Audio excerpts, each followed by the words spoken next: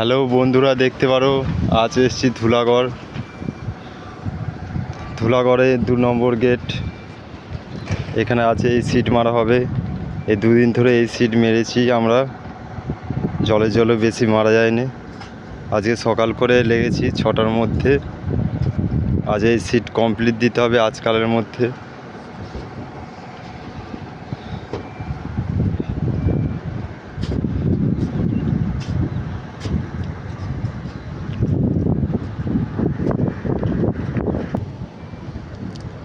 এই ফ্যাক্টরিটা হলো fabrication factory বন্ধুরা।